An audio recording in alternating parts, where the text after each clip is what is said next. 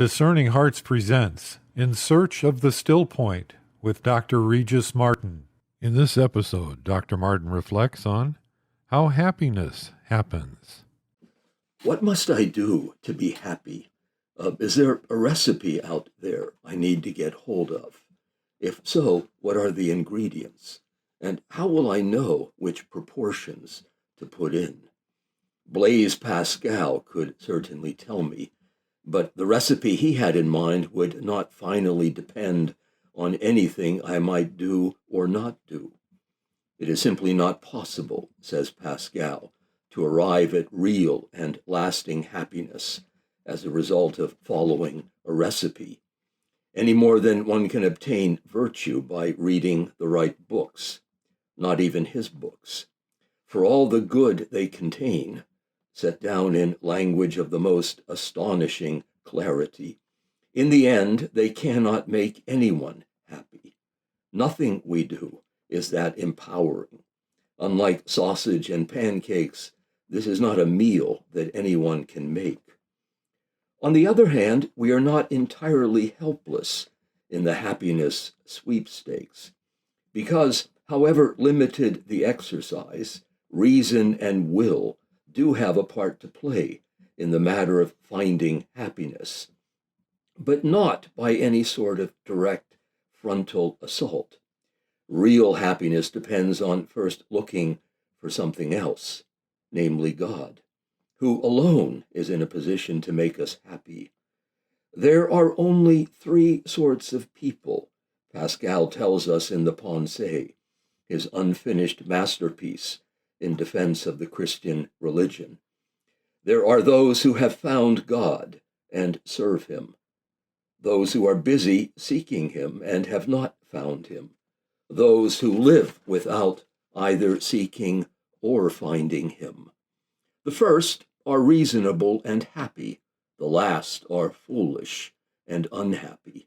Those in the middle are unhappy and reasonable. That's a pretty steep learning curve, I'd say.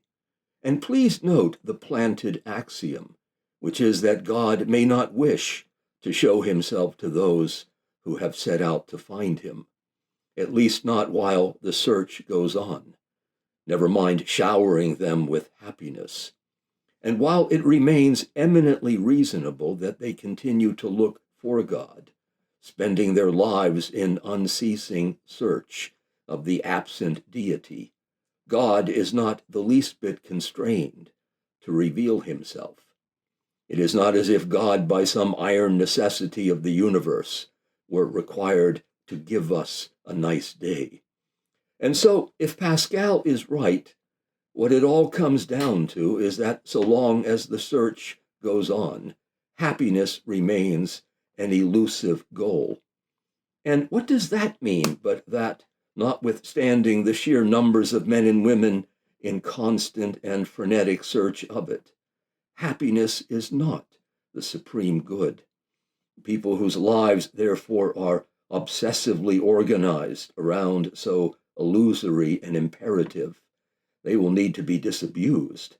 They will simply have to let go of their fixation.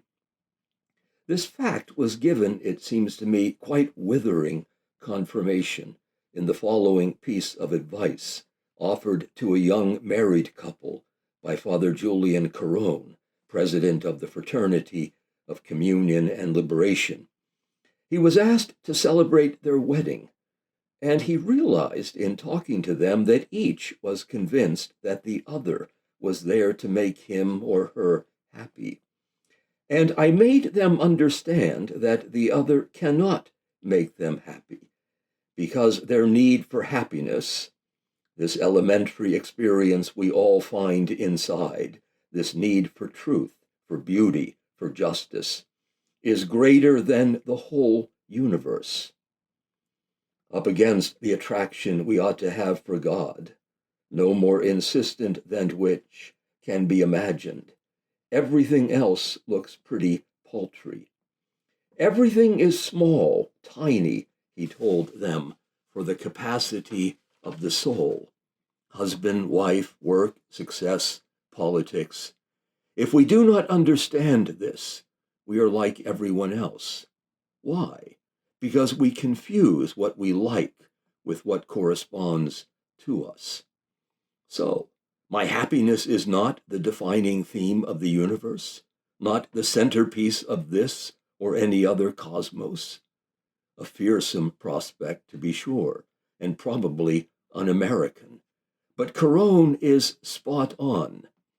We must decide, he tells us, whether we want to take our need for happiness seriously, if we want to take our humanity seriously, or do we want to do as everyone else does, what we want, what we like?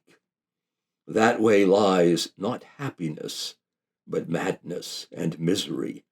Because at the end of the day, if the standard, the governing norm for my life is only what I want, what I like, then Christ becomes an optional extra, a disposable ingredient in a recipe that really does not need him at all.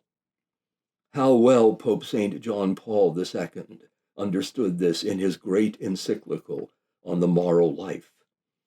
Acting is morally good, he tells us in Veritatis Splendor, when the choices of freedom are in conformity with man's true good, and thus express the voluntary ordering of the person towards his ultimate end, which is God himself, the supreme good in whom man finds his full and perfect happiness. Thanks for listening. This is Regis Martin in search of the still point. You've been listening to Dr. Regis Martin in search of the still point. For more episodes in this series, visit discerninghearts.com, or you can find it in our free Discerning Hearts app or on many other streaming platforms.